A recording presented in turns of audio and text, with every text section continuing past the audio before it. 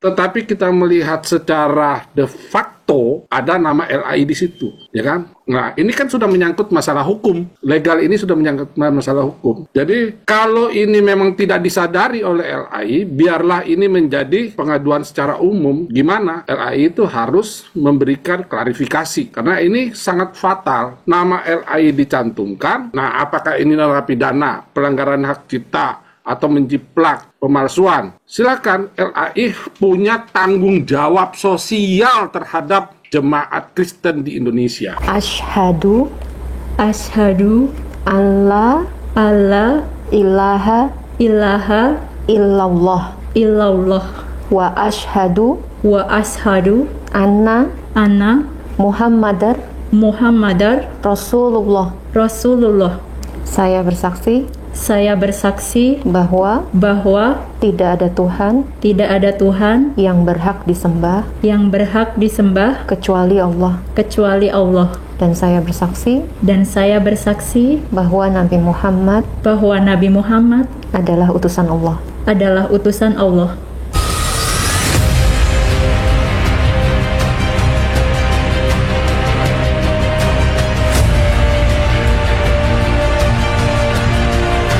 Assalamualaikum warahmatullahi wabarakatuh. Alhamdulillahirabbil alamin. Nahmaduhu wa nasta'inuhu wa nastaghfiruh wa na'udzu billahi min sururi anfusina wa min sayyiati a'malina. May yahdihillahu fala mudhillalah wa may yudlil fala hadiyalah. Asyhadu an la ilaha illallah wa asyhadu anna Muhammadar Rasulullah. Ikhwan fillah rahimakumullah. Sahabat-sahabat muslim yang dirahmati oleh Allah subhanahu wa ta'ala dimanapun berada, berjumpa kembali di Bintang Mu'alaf Channel. Mudah-mudahan kita semua selalu sehat walafiat di dalam lindungan Allah subhanahu wa ta'ala, dideraskan rezekinya dan juga dimudahkan segala urusannya. Salam satu Tuhan, Allahu Akbar. Teman-teman, kesempatan kali ini kita akan tampilkan lagi update mu'alaf terbaru datang dari Mu'alaf Center Yogyakarta, yang mana videonya diunggah sekitar 1 jam yang lalu. Saudari Yola bersyahadat masuk Islam. Alhamdulillahirabbil alamin. Teman-teman, sebelum kita simak momen bersyahadat saudari Yola, mari kita simak sebuah informasi penting yang datang dari channel Biblikos Biblical Center kepunyaan Dr. Yonatan Purnomo, yang semakin hari semakin membongkar Bible mereka sendiri. Mari kita simak videonya.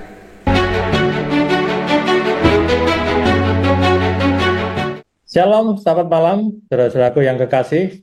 Di dalam nama Bapa, Anak, dan Roh Kudus, kita mengucap syukur malam hari ini kita masuk di dalam acara bincang-bincang sidang ilahi. Silakan datang, ikutilah Injil. Jadi malam hari ini, perkenalkan, saya Dr. Insinyur Fendi, DTH, akan memandu acara. Pada malam hari ini kita akan khusus pembahasan oleh Dr. Yonatan Purnomo, SH, DTH. Acara ini didukung oleh Biblikos Biblical Center. Disclaimer pada malam hari ini, yang pertama, tidak sedang menyerang pribadi atau lembaga tertentu. Kedua, kita fokus kepada pokok bahasa materi dan cara seminar dari Dr. Yonatan Purnomo dari sesi edisi khusus yang pertama. Kemudian yang ketiga, kita menghindari ujaran kebencian. Saya perkenalkan juga teman-teman yang ada di acara pada malam hari ini yang sudah berkumpul di studio. Bapak Insinyur Hengki Asana, selamat malam Pak Hengki. Kemudian Bapak Adrianus Wilmar SH, selamat malam Pak Wilmar. Kemudian Bapak Pendeta Ignatius Sumianto, selamat malam Pak Ignatius. Kemudian Bapak Fandi Liverdi MPD, selamat malam Pak Fandi. Selamat malam. Dan Bapak Yusak Indra MPD, selamat malam. Shalom, selamat malam. Jadi malam hari ini kita akan masuk ke dalam bahasan kita dan edisi khusus yang pertama tentang 24 bukti kesalahan Alkitab, TB2 online dan cetak yang tidak sama. Kalau saya lihat dari paparan yang disampaikan oleh Dr. Yonatan Purnomo, itu memang ada banyak yang tidak sama di dalam satu pasal, misalnya satu bagian di dalam pembahasan Dr. Yonatan Purnomo. Cukup banyak, kalau dilihat presentasinya cukup tinggi di Matius 24%, kemudian yang di Markus ada 37%. Nah, ini merupakan temuan yang begitu luar biasa dan tentunya masih banyak lagi menurut Dr. Yonatan Purnomo. Bagaimana bisa tidak sama? Mana yang seharusnya dipakai? Nah, ini mungkin teman-teman bisa menanggapi. Ya teman-teman, video ini saya ambil dari channel Biblikos Biblical Center yang diunggah sekitar 4 hari yang lalu dengan judul Bukti Nyata apakah masih mengelak warga gereja menunggu dan seterusnya. Dan di situ bisa kita lihat ya tulisan yang sangat mencolok, siaga 1, kekristenan dalam darurat. Ya, selamat malam para netizen yang dalam kasih Tuhan Yesus Kristus. Kita sebenarnya agak kesulitan juga ya untuk menanggapi ini, karena situs online daripada TB2 ini kan tidak keluar dari website resmi daripada LAI. Yang kita dapatkan itu adalah versi online melalui platform pihak lain, pihak ketiga ya. Itu yang jadi masalah. Cuman di dalam legalitas yang kita lihat ketika ini menjadi platform yang sudah dipublish dan terpercaya, kita melihat ada satu interface yang kita bisa akses untuk mendapatkan terjemahan TB2. Dan lebih jelasnya lagi, kenapa kita yakin bahwa terjemahan TB2 ini dikeluarkan oleh LAI, karena di website ini disebutkan jelas di situ bahwa penerbit terjemahan TB2 itu adalah Indonesian Bible Society, ya kan? Itu stigma yang sudah tertera di situ. Jadi para netizen bisa ngecek sendiri. Nah, itu artinya secara legal itu sah. Cuman sekarang kita melihat bagaimana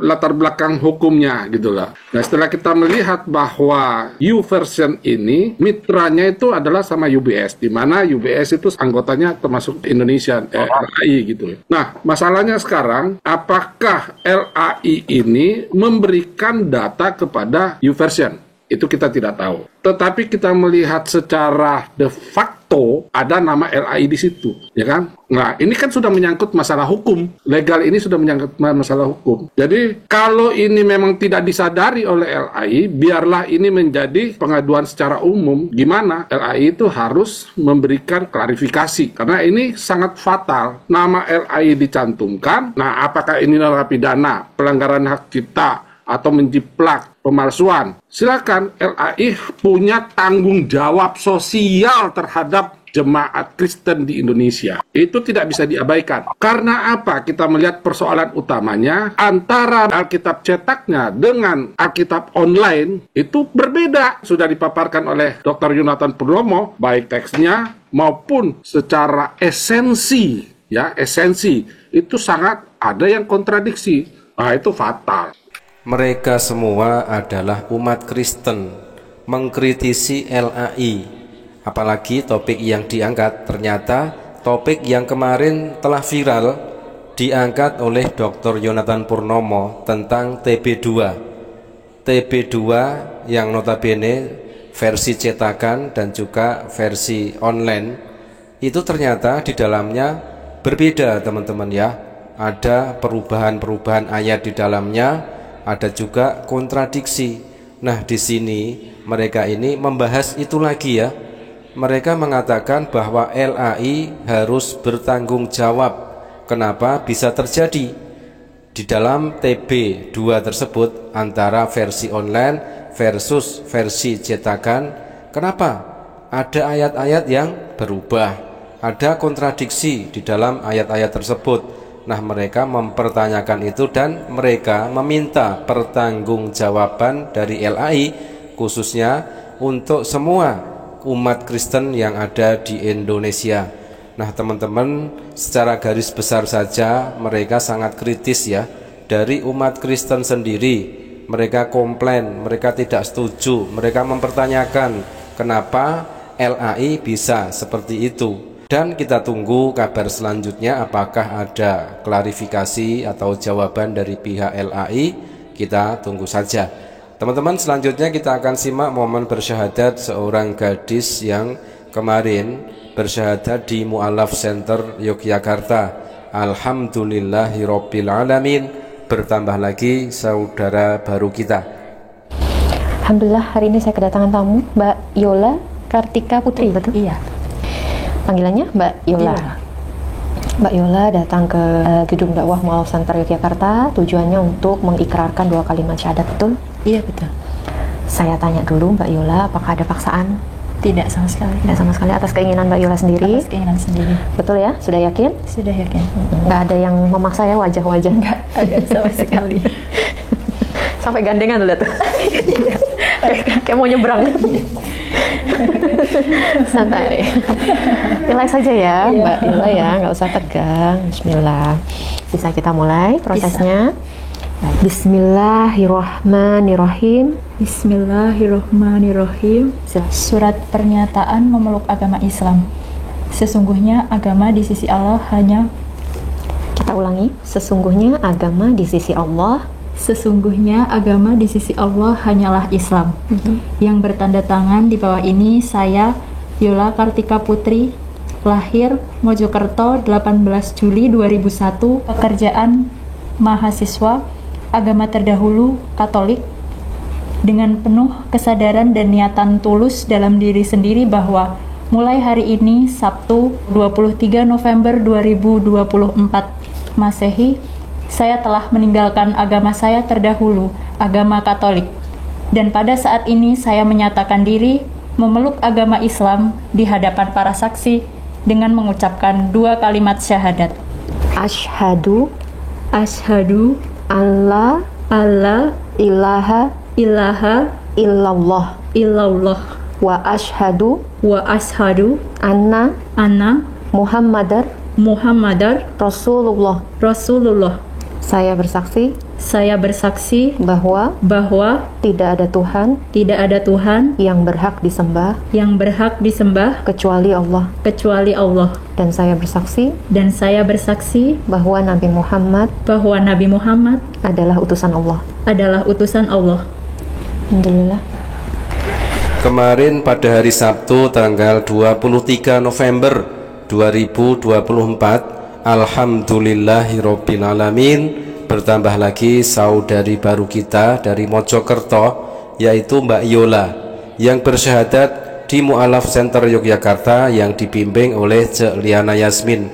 Selamat datang kita ucapkan untuk saudari baru kita, saudari Yola. Selamat datang di dalam kebenaran agama Islam. Inna dina indallahil Islam. Sesungguhnya agama yang hak di sisi Allah hanyalah Islam.